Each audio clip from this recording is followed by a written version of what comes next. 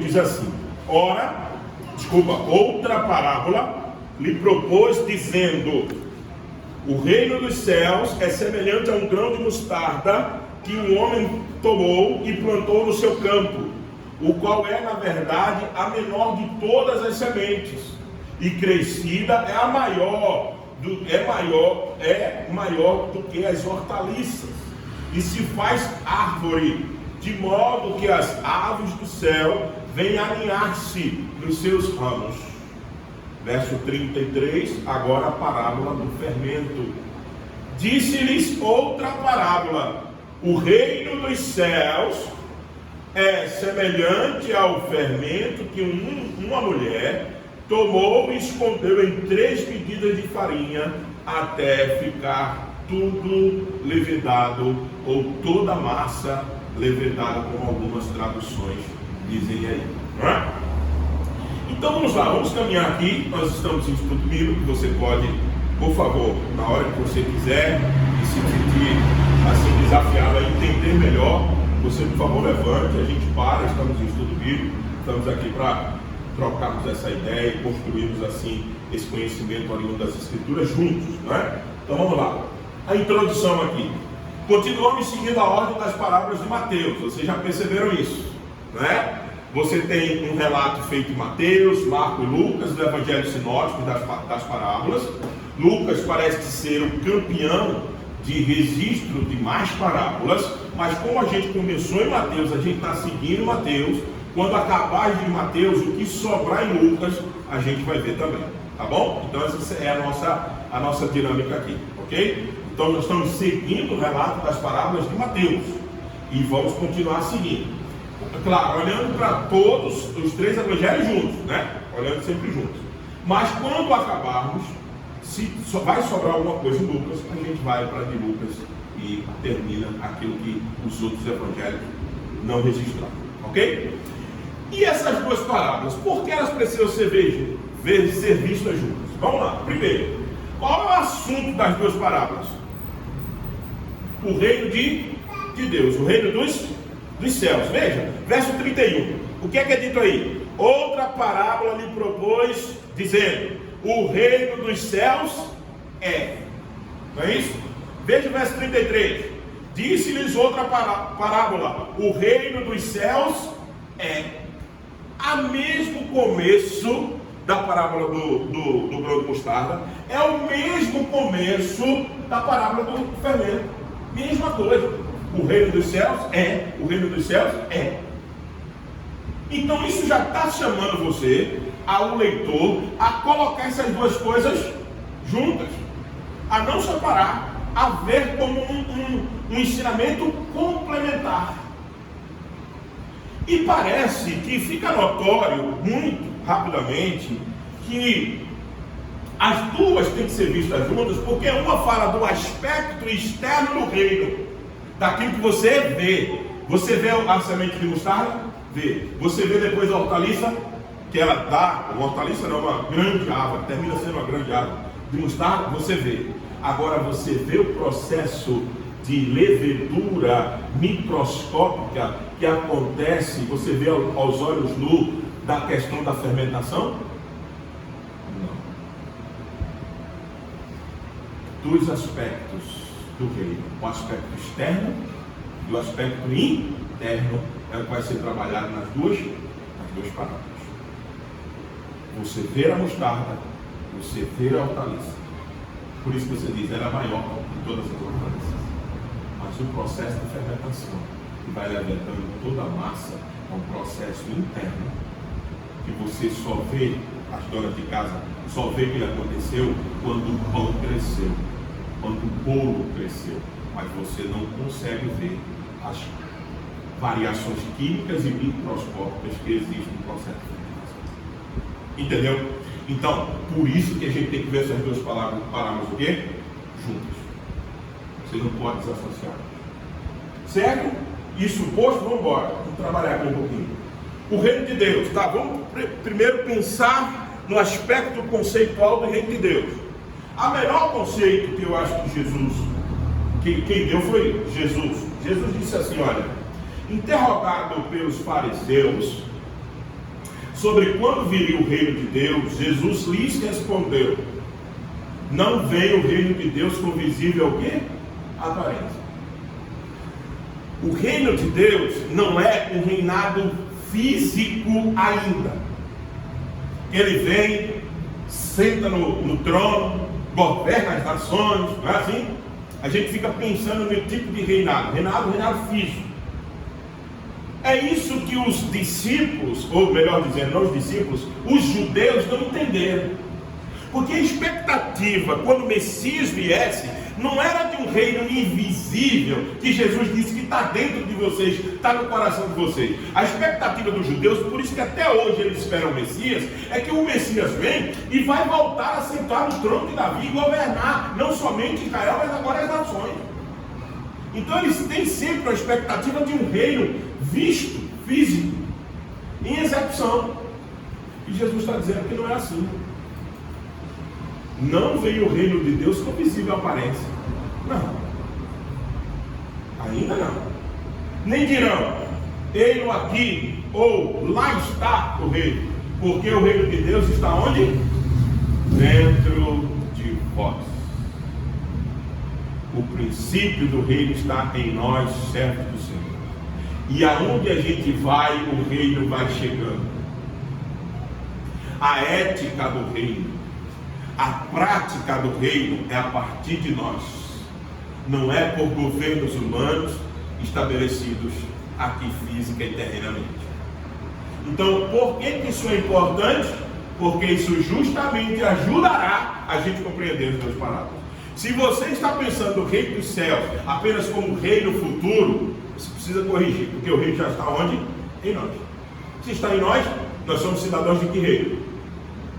Dos céus. Logo, o reino já está aqui. Você não fica dizendo: um dia que Jesus vai reinar, um dia Jesus reinará, um dia. Não, ele já está. E é muito importante esse tipo de entendimento para que você entenda a parábola. Porque senão fica uma coisa muito etérea, só futurista. É lá na frente que vai acontecer. Não. Já está acontecendo. Sabe aquela tensão escatológica que a gente costuma dizer já e ainda não? Já estamos vivendo o reino, mas ainda não na sua potencialidade total. Ainda é sombras do reino, é reino que está sendo imposto, sim, implantado sim, mas não na sua totalidade ainda. Quando ele voltar, aí sim, definitivamente, ele estabelecerá o seu reino eterno. Tá? Mas você não pode, por favor, nós não podemos pensar apenas no reino como um aspecto futuro, porque senão essa parábola que Jesus disse não faz nenhum sentido. Diga. Explica muito a pergunta de Paulo, né? Quando ele fala que Deus chegou, chamou, justificou e glorificou. Todos eram no passado. Isso. Ainda não. Glorificação. Esse aspecto último da glorificação, ela é tão certa, isso é que a gente chama de auristo assertivo. A ideia é um recurso da língua grega que diz o seguinte: já é tão certo que vai acontecer, que a gente já põe no passado, a gente já usa o auristo. O auristo é uma ideia de uma situação que já foi completada no passado na língua grega. Então a ideia é o seguinte: é tão certo, é tão certo, vai acontecer, você pode já colocar no passado. Claro, a glorificação em si, ela ainda não aconteceu. Ela é a volta de Cristo. Mas o anúncio dela pode já ter feito no passado, porque ela é certa. Essa é a figura, essa é a linguagem que o apóstolo Paulo usa, recurso da língua grega, para poder dizer assim: fiquem tranquilos, que se ele começou na justificação, na santificação, ele vai acabar na glorificação. Isso aí é tranquilo, não tem jeito, tá? Mas é muito importante que você fala, porque dá um exemplo, né, do já e o ainda não, né? Nesse sentido que você colocou. Podemos avançar um pouquinho mais? Então, cuidado com o conceito de reino. É muito importante. O reino já está entre nós. O reino já está sendo sentido. A força do reino já está sendo sentida. A ética do reino já está sendo executada. Está tudo acontecendo já. Eis as igrejas aí crescendo, né? Tem os seus altos e baixos, tem a sua teologia meio às vezes problemática por causa dos homens. Mas está aqui. O reino está aqui. O reino está entre nós. Você tem que entender isso. Agora, não no seu aspecto visível e humano de sentar e governar as nações, isso aí só no futuro, tá bom? Vamos lá. Isso aqui é Lucas 17, 20 e 21, eu tinha dado a referência para vocês, tá? Vamos lá então, aspectos externos do reino. Veja, o aspecto externo do reino, que é o verso 31 e 32, esse aspecto externo do reino é aquilo que todo mundo vê, são as coisas o quê? Visíveis. Todo mundo vê uma semente de mostarda e uma árvore. Não sei se está bem aí, deixa eu olhar como é que está aqui. Está dando para você ver, né? Olha só. Alguém pegou na palma de uma mão, e eu capturei a imagem da internet, o grão de mostarda está apontando. Veja o tamanho do grão de mostarda. Estão percebendo? Uma coisa assim, ínfima. Uma coisa, é a menor de todas as sementes. Quando ela germina, ou seja, quando ela entra no processo de morte, porque toda semente precisa morrer para poder nascer, essa é a ideia. Quando ela germina, ela se transforma nessa grande hortaliça que não pode mais ser chamada de hortaliça, porque isso aí já é árvore, não é? É uma coisa monstruosa, mas é considerada, a mostarda é considerada ainda hortaliça. Vocês têm uma ideia? Mas olha, é a maior de todas as hortaliças, uma grande árvore que se constrói a partir de um grãozinho ínfimo de mostarda. Essa é a imagem que Jesus quer que a gente tenha do seu reino externo. O reino de Jesus começa com coisas simples, pequenas, insignificantes, e vai se transformando nessa monstruosidade. É isso que Jesus quer que você entenda, nessa coisa muito grande, nessa coisa visível que é o reino. A imagem que Jesus quer que a gente tenha é essa coisa mesmo, até a gente ficar espantado. Ele quer causar impacto, ele quer causar espanto. Ele quer dizer o seguinte: olha, se lembra do objetivo da parábola? Ensino simples, direto, prático, sem rodeio. Não é assim a parábola. A parábola está dizendo o seguinte: olha, nós podemos começar pequenos, o reino começou pequeno, as coisas no reino é bem simples, bem quase que insignificante, mas quando elas começam a crescer, quando Jesus e Deus e o Espírito Santo, a Trindade Santa, começam a operar essa obra, ela fica muito grande. É isso que Jesus quer impactar a gente. A semente de mostarda foi a medida menor que Jesus achou para comparar com o tamanho da nossa fé. Se lembra? Jesus queria encontrar uma medida menor para dizer: olha, se vocês tivessem fé, deixa eu ver. Não, um caroço de laranja é muito grande. Deixa eu ver. Um caroço de melancia é muito grande ainda. Deixa eu ver. Um grão de mostarda, a menor de todas essas. Jesus disse: se vocês tivessem a fé do tamanho de um grão de mostarda, você dizia esse monte, precipite e lança no mar. Então veja, o grão de mostarda nas escrituras, por causa de Jesus, ele toma um grau de importância na interpretação bíblica. Ele vai tomando um grau de importância na hermenêutica. Porque Jesus está dizendo o seguinte: o reino de Deus começa com a semente que eu já tinha feito, que eu faço a comparação da fé de vocês, porque o reino de Deus, para crescer, não depende da fé de vocês, depende do que eu faço com a semente.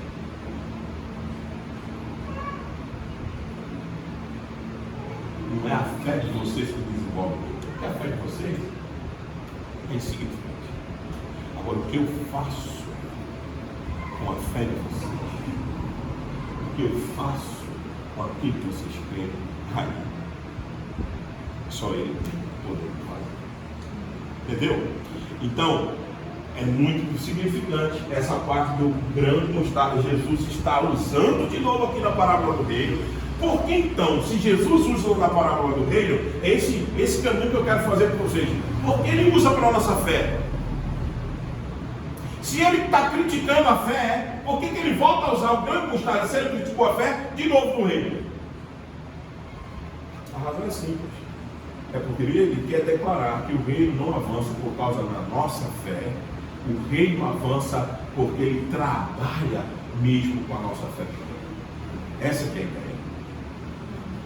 E ele está dizendo tudo isso para dizer o seguinte: o reino de Deus depende do meu trabalho em vocês, do que propriamente o trabalho de vocês por vocês mesmos.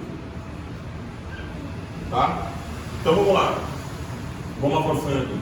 Essa semente que Jesus vem trabalhando é ele mesmo. Cristo precisa morrer para que a árvore nasça, para que a árvore, está dois cuidados, vou demitir esse cara que está digitando isso. Esse cara só me dá trabalho. Precisa morrer para que a árvore nasça e dê o resultado. Que é isso, meu? Tá horrível isso aqui. Meu Deus do céu, que cara burro, viu? E quer que o cara está digitando assim? Bom, a ideia é o seguinte, deixa eu formular melhor para vocês. Essa semente que é Cristo precisa morrer para que a árvore nasça e produza o resultado e possa abrigar a muitos. Essa é a ideia que esse cara não quis dizer. Então, abra aí, João capítulo 12, verso 23 e 24, por favor. 12, 23 e 24, alguém lembra? Alguém lembra?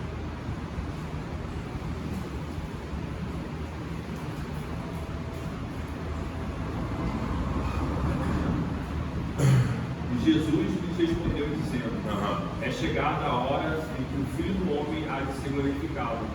Na verdade, vos digo que se o grão de trigo cair na terra e não morrer, fica ele só, mas se morrer, dá muito fruto. O grão de trigo, claro que é outra semente, mas o princípio é o mesmo. Se cai na terra e não morre, qualquer semente que cai na terra e não passa pelo processo seu de morte, de putrefação, para ela soltar o que está dentro dela, a potencialidade dela para que nasça, não há nada. É isso que Jesus está dizendo, é isso que eu quero que vocês entendam aqui. Ele também, quando ele está apontando para essa semente, João ajuda a gente a entender que ele está falando dele mesmo. Ele precisa morrer para dar resultado, para que assim ele abrigue a muitos. Vamos lá, vamos avançar aqui. O benefício para as aves, é o mesmo benefício para o cidadão do reino. Vou ler de novo a parábola. O reino dos céus é semelhante ao grão de mostarda, a gente já falou sobre isso, que o homem tomou e plantou no seu campo. Verso 32, o qual na verdade é menor de todas as sementes, e crescida é a maior das hortaliças, a gente viu isso aí. E se faz árvore, de modo que as aves dos céus vêm aninhar-se nos seus ramos.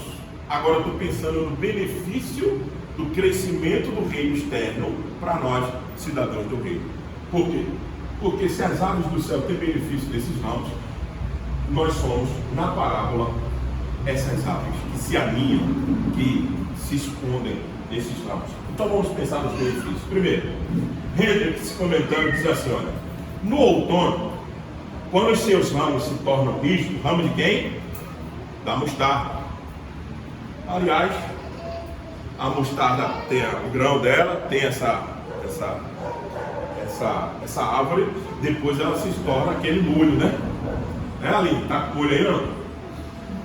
Ali estava com um molhozinho de mostarda, eu olhando para ela, digo, isso aí é uma boa ilustração. Então veja só, você usa para o seu estrogonofe. Eu gosto muito de pizza com mostarda, bom, mas eu já abandonei isso aí. Então, veja só, no outono, quando os seus ramos se tornam rígidos, as aves de várias espécies encontram ali o que? Refúgio, tais tempestades, refazem do cansaço, se escondem do calor e em todo sentido um maravilhoso local para acampar-se. Em sua manifestação externa, o reino do céu na terra é assim de Jesus. Jesus está dizendo o seguinte: que você vai, como as aves do céu, encontrar um local de refrigério, de segurança nas tempestades do reino de Deus. Vá imaginando, vá pensando. Eu não quero aplicar agora, quero deixar um pouquinho mais para frente, mas vá pensando se isso não é verdade na sua vida. Onde você encontra refúgio, descanso, Quando a coisa está fervendo demais na sua vida, nós como crentes, servos de Deus, aonde a gente se abriga, quando a coisa está pegando fogo, e onde nós temos um local maravilhoso que a gente costuma acampar, passar tempo. A ideia de acampamento é gastar tempo de qualidade. Aonde? Pense se isso tudo não se aplica à comunhão dos santos. A vida do reino. É ou não é assim? Veja se tudo isso a gente não experimenta. Essa questão de esconder do calor, ela é muito visível quando nós estamos enfrentando situações difíceis. A primeira coisa que a gente se lembra de fazer, às vezes, dependendo, essa ordem não é muito correta, ela acontece de forma variada, mas geralmente você corre no seu pastor, você diz, por favor, ora, pastor, ora, que o negócio está pegando fogo. Você vai aos seus irmãos e pede que oração, porque o negócio está pesado. Então, onde é que a gente se esconde nesses momentos de tribulação? É aqui. Onde é que a gente refaz o cansaço? É aqui. Onde é que a gente se refugia das tempestades e os irmãos ajudam a gente a enfrentar as tempestades da nossa vida? É aqui. O maravilhoso local da gente acampar, da gente estar. Todo domingo a gente faz um acampamento gostoso aqui. Por isso que lá na igreja eu digo para as irmãs da equipe da cozinha ficar louca, quando eu digo isso, porque elas trabalham que são malucas para dar comida a tanta gente, mas eu digo, por mim eu almoçava todo domingo na igreja, porque é o meu local de acampamento. Mesmo que eu coma pouco, porque todo mundo me procura no almoço, as irmãs ficam doidas. Pastor, não come nada, mas deixa para lá, quando eu chegar em casa como um boi, se for caso, deixa, entendeu? Mas curtir estar junto, curtir acampar junto, não é? Isso que é mais importante, isso que é maravilhoso. Tá bom? Então, isso é um pensamento do reino que para mim é extraordinário. O reino que se colocou certo. O benefício das aves é o benefício para nós. Se as aves encontram lugar para se esconder da tempestade, do calor, ela fica ali escondidinha naquela grande árvore de mostarda, nós também temos a mesma coisa aqui, na comunhão dos santos. Tá? Onde o reino é mais visto. O reino é mais expressado. É aqui que a gente tem. Tá? Vamos em frente um pouquinho? Deixa eu só, claro, vou aplicar mais alguma coisa lá na frente, mas deixa eu, antes de passar para o aspecto interno, falar para vocês, perguntar para vocês se vocês entenderam esse aspecto externo, essa visão que o reino está crescendo, essa ideia de que começou bem minúsculo. Como é que começa esse reino? Esse reino começa com tudo minúsculo do reino. Quando Deus escolhe Israel, é a maior de todas as nações? Não, é a menor. Tudo é assim, tudo é pequeno no reino. Deus escolheu a menor, foi Israel. Já vem, cresce, depois se divide em duas tribos, nós estamos estudando Oséias. Aquela tribo do norte praticamente toda perdida depois, praticamente. Fica algumas tribos ali e tal, ainda tem o povo de Deus, obviamente. Depois vem a divisão de Samaria e Jerusalém, que fica evidenciada nos escritos do Novo Testamento, que era um problema entre Samaria, o reino do norte e o reino do sul, Jerusalém. Um problema aqui virou um problema. Nunca mais foi um povo só. De 12 tribos, que já não era tão grande, ficou apenas duas, que era do sul, e ficou firme, de onde vem o nosso Salvador descendente. Ou seja, quando o Salvador vem, ele não vem de um grande povo, vem ninguém. Duas tribos. Aí você pensa o seguinte: poxa, Jesus veio, então agora vai ser diferente. Agora as coisas do reino vai ser tudo proporção mega, ultra, basta, né, cara? Não é nada assim. É ele sozinho, sem ter onde reclinar na cabeça, com 12 indoutos, 12 pessoas que simples, um ou outro que veio da coletoria de impostos, que era Mateus, mas a maioria esmagadora, homens simples, iletrados, e ele começa a ver assim. A implantação. Então entenda, o aspecto externo do reino sempre é pequenos começos para grandes efeitos. Agora, o efeito de toda essa história que eu acabei de narrar é em todas as nações possui eleitos do Senhor. O mundo inteiro tem o rei. Todo mundo. E daí é a grande diferença. Alguma dúvida aqui? Alguma coisa a considerar? Alguma ajuda que os irmãos queiram dar? Fique à vontade, alguma pergunta? Senão a gente vai pular para o aspecto interno. Porque a gente viu até agora a parábola do grão de mostarda, que é o aspecto externo. Agora nós vamos para a parábola do fermento, que é o aspecto interno. Tudo bem? Vamos avançar então aqui. Aspecto interno do reino, é o verso 33 do capítulo 13 de Mateus. Diz assim, olha: disse-lhes outra parábola, mas com o mesmo princípio. O reino dos céus é semelhante ao fermento que uma mulher tomou e escondeu em 3 medidas de farinha, até ficar tudo levedado. Esse é a ideia do aspecto interno. Vamos lá. O aspecto interno do reino é aquilo que todo mundo não vê, as coisas invisíveis. Todo mundo vê uma semente de mostarda, uma árvore, mas não vê o processo de fermentação acontecendo a olhos nus. Simplesmente vemos o pão crescendo, o mosto do vinho se formando, mas você não vê as micro-reações. Aí você só vê com o microscópio, mas a olho nu você não vê. É tudo a questão interna, né? Desse processo de fermentação. Vamos lá. A medida aqui que Jesus utiliza, o reino de Deus é semelhante ao fermento que uma mulher tomou e escondeu em 3 medidas de farinha. A medida aqui parece grande se pensarmos em termos de uma efa. A efa tem 22 litros.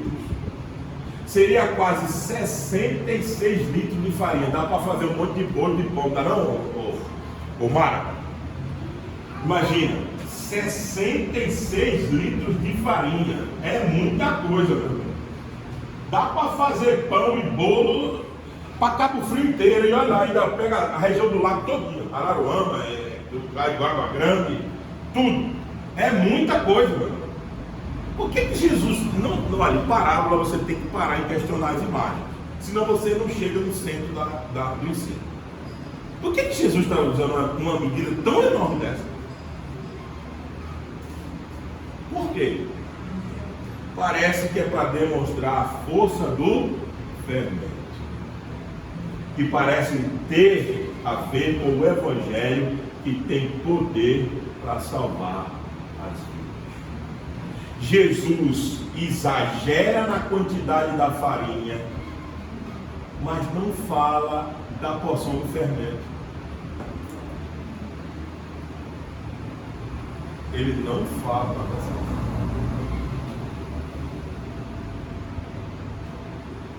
A ideia é: pode ter farinha à vontade, com um fermento de qualidade bom, como é o fermento do reino, o incessado do Evangelho, pode ter farinha como for, ele vai levedar toda a massa, ele vai atingir tudo o que precisa ser atingido. É a potencialidade do fermento que Jesus quer destacar, não é a quantidade da farinha. A quantidade da farinha é só para revelar a força do fermento. E ele propositadamente esconde a quantidade do fermento. Jesus, aí alguém diz, parece que Jesus não era bom de receita, né? Diz a farinha, não diz a quantidade do fermento, como é que ele vai fazer o bolo? Não, Jesus faz isso de forma propositada, para mostrar para nós que a quantidade do fermento não é muito importante. O que importa é que ele vai levedar qualquer massa, inclusive 3 medidas de farinha, que é uma coisa absurda. Ele vai chegar em tudo. Esse fermento que tem poder para salvar, né? Que diz Romanos capítulo 1, né? Pois não me envergonho de quê? Do Evangelho, que é o poder de Deus para salvar todo aquele que... Então, tanto do judeu quanto gentil, quanto judeu, quanto grego, não importa. Aonde tiver massa para levedar, esse fermento vai chegar e vai levedar toda essa massa, vai fazer com que essa massa desenvolva. Esse é o fermento do reino. Vamos lá. O argumento da parábola é que um fermento, uma vez introduzido, continua o seu processo de fermentação até que toda a massa tenha crescido. Quem tiver contato com o fermento vai ser atingido por essa fermentação e será massa fermentada na mão do Senhor. Então veja, ou seja, toda a vida do cidadão do reino de Deus precisa ser atingida e modificada pela ação do Espírito Santo dentro do pecador. Cara, já esqueceu o erro ali de novo. Aquele cara está demais, vou demitir mesmo. Espírito Santo dentro do pecador na obra da santificação. Tá? A ideia é o seguinte: que quem faz essa massa andar e ser levedada é a obra do Espírito Santo interna em nós. É isso que faz. E isso faz o reino fazer o quê? Crescer por uma forma de pão, de bolo. E ser visto na vida dos cidadãos em tudo que eles fazem. Na evangelização, mas também na sua ética. Não só apenas no que eles falam, no que eles pregam, mas também no que eles vivem. Como é que você vê esse fermento levedando toda a massa? Não somente na obra da evangelização, proclamação, crê em Jesus Cristo. Quando alguém está dizendo crê em Jesus Cristo, é porque ele já está contaminado com um bom fermento. Já é massa levedada. Está pregando para outro. Mas a parte interna é vista não apenas na pregação, ela é externalizada não apenas na pregação, ou seja, esse processo de fermentação é visto na evangelização, mas visto na ética. Quando eu me comporto, o meu comportamento na sociedade, no meu trabalho, na escola, enfim, na vida pública, é um fermento sendo destilado, a massa fermentada mandando também outras, tentando chegar em outras massas e atingi-las também. Então, como é que eu vejo esse processo interno na evangelização e na ética? Ou seja, no que eu falo e no que eu pratico. Tá? Vamos para algumas lições das duas parábolas juntas agora. Duas parábolas juntas. Vamos ver. Primeira lição: pequenos comércios levam a grandes resultados. Vamos abrir Isaías capítulo 1, verso 8 e 9.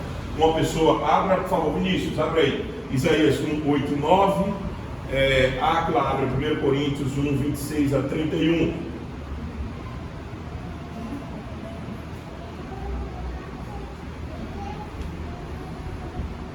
Pode ler, Vini. E a filha de Sião é deixada como a cabana na vinha, como a choupana no pepinal, como uma cidade sitiada. Se o Senhor dos Exércitos não nos tivesse deixado algum remanescente, já como Sodoma seríamos e semelhantes a Gomorra. Profecia de Isaías. Profeta Isaías é um profeta pós-exílico e exílico. Pré-exílico e exílico. Tá? Isaías profetizou antes do cativeiro e no cativeiro. Isaías está dizendo o seguinte: olha, tá vendo vocês estão indo para o cativeiro, não estão? Mas Deus vai sempre deixar um renovo, sempre tem um toquinho ali, uma coisinha bem pequena para ele começar de novo. Ei, vocês imaginam que não é isso que aconteceu em Gênesis capítulo 6, quando ele chamou Noé para fazer o quê? Dizimar tudo. E começou de novo. Com quantas pessoas? Você lembra? Noé, a esposa, 3 filhos, as esposas, 8 pessoas.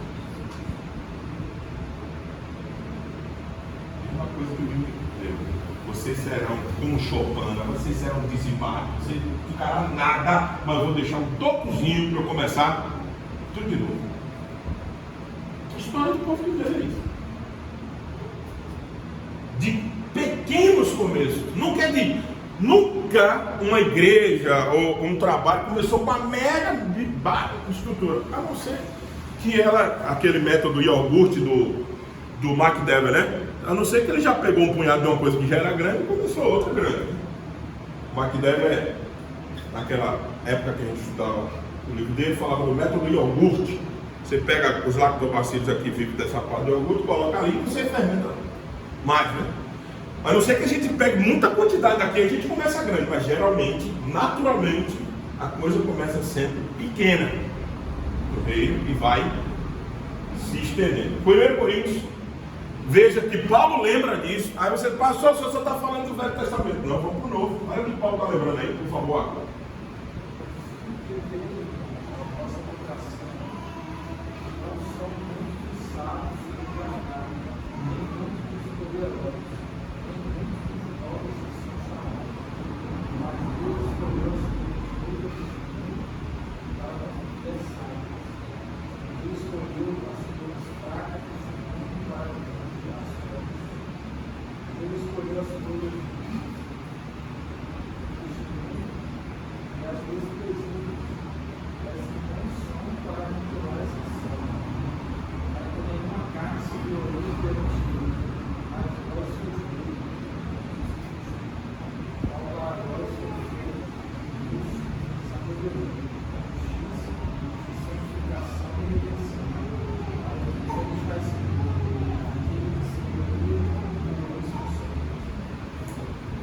Por que Deus sempre começa coisas grandes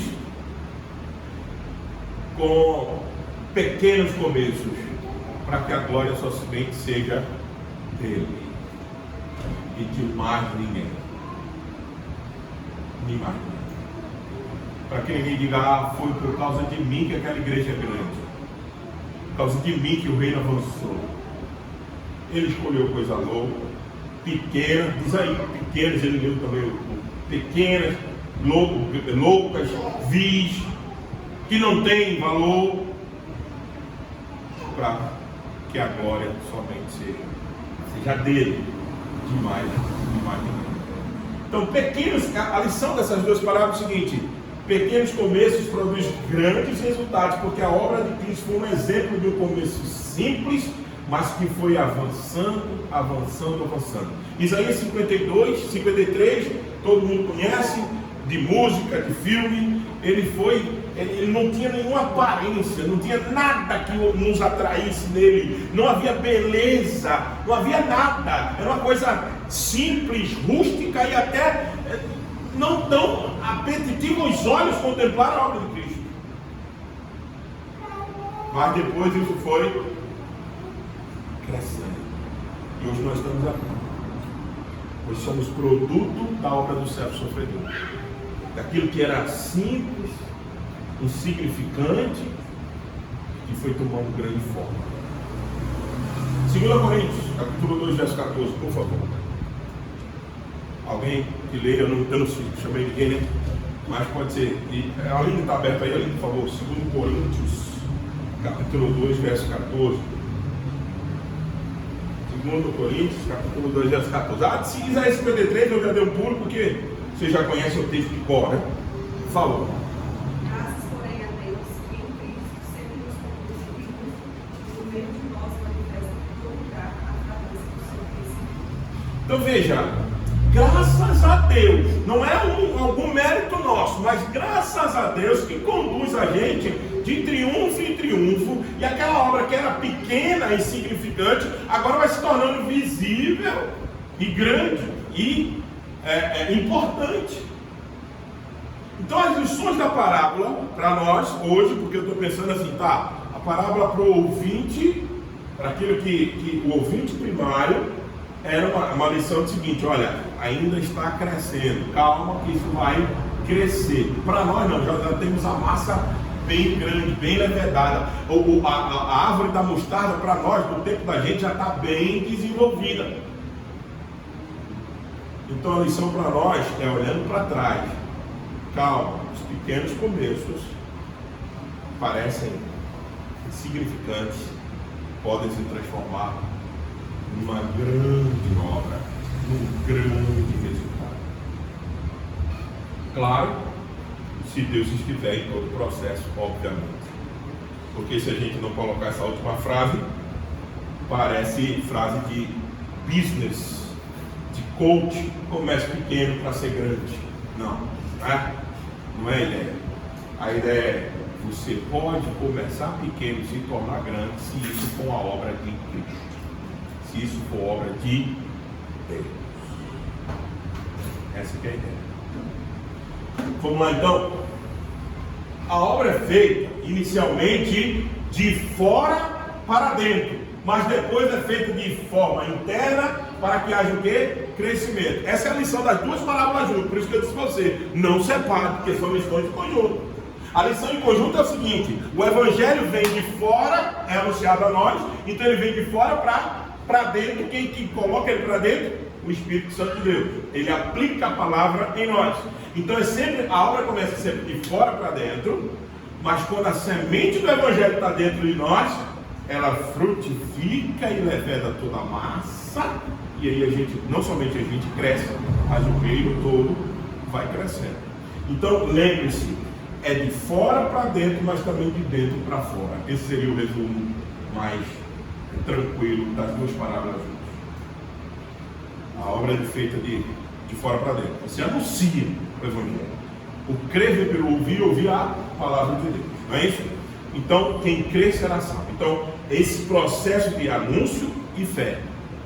Isso feito de fora. Agora de dentro, a massa vai sendo levedada. O Espírito vai tomando conta da nossa vida. A obra de santificação vai avançando.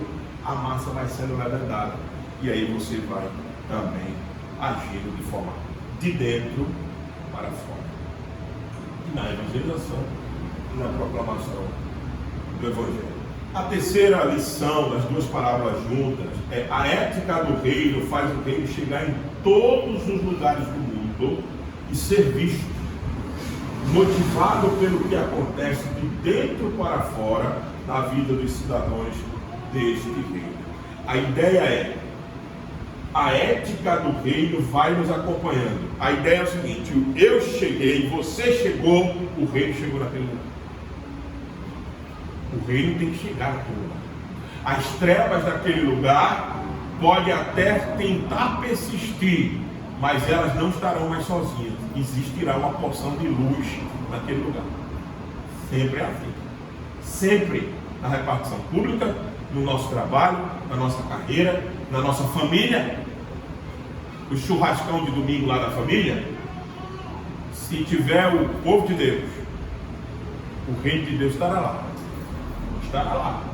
Mesmo que as trevas insistam em continuar, mas de alguma maneira elas vão sendo sempre dissipadas por causa da ética do reino, ou pelo menos confundidas essas trevas, porque nós estamos lá, sempre. Então a ideia é que esse reino vai avançando. Vai avançando. Esse reino vai indo. A ideia é que ele vai ganhando proporções e avançando. E ele não para. Ele não pode ser refreado. Essa obra aqui não pode. Você, quando coloca, né? Eu falo para a Mara porque é a mais experiente, né, Mara? Entenda bem. Mara, quando você põe um fermento numa massa, ele para? Ou ele vai levedar toda a massa? Tem como você tirar? Não. Botou o fermento naquela massa, acabou. Você pode jogar água, você pode botar ácido úrico, você pode fazer o que você quiser, mas você não tira, mas o negócio ali não tem jeito, acabou. Acabou. Já era. A mesma coisa é o reino. Quando ele chega, acabou. Quando ele está em nós, sendo implantado em nós, que levera a nossa massa, acabou. Não tem quem tire. Pode lavar, pode fazer o que quiser. Não tem quem tire, não tem quem tire. Não tem jeito. Não há. Então é a mesma coisa. Essa é a ideia do reino em nós e através de nós, avançando por meio de nós. Não tem mais volta. É uma coisa que não tem como você tirar. Então, algumas aplicações rápidas para deixar vocês também perguntarem e a gente trocar mais uma ideia junto. Vamos lá. Primeiro, tá, pastor, o que isso tudo serve para nós hoje? Primeiro, nunca esqueça dessa grande verdade que Jesus contou há muito tempo atrás. O reino está avançando. Como, reverendo? Nesse caos que a gente vive, principalmente nesse país da gente, é mal para todo lado.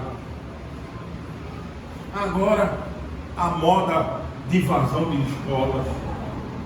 Como é que o reino está avançando? Esse desgraçado pula um muro de uma escola com a machadinha e mata três pessoas, 3 crianças. Como é que o reino está avançando se Brasília está acéfala? Se os mercados estão doidos por causa do Brasil? Como é que o senhor diz um negócio desse, André? Não sou eu que estou dizendo. É Cristo que diz. Para aqueles que primeiro a ouviram, essa parábola parecia dizer: o programa de Deus não pode fracassar. Para nós hoje está dizendo a mesma coisa: o programa de Deus não vai fracassar. Não fracassa. Só que hoje essa parábola está falando com mais vigor. Por que eu posso acreditar muito mais hoje do que aqueles irmãos que ouviram primeiro? Porque a árvore da mostarda já está bem diferente. Você acha que só teve chacina no nosso tempo? Você acha que só teve morte, infanticídio de criança agora? Você acha que corrupção é de agora? Você acha?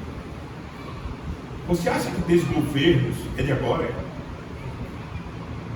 Você acha que crise moral, homossexualidade é de agora? Sempre existiu, sempre existirá, mas a árvore continua crescendo. O reino continua avançando. Ninguém pode parar o processo da levedura da massa. Ninguém. Não tem quem freie. Deus vai cumprir tudo que Ele projetou e programou até o final. Pode ter desgoverno, pode ter imoralidade, pode ter o que for. A árvore continua crescendo, a massa continua sendo verdade.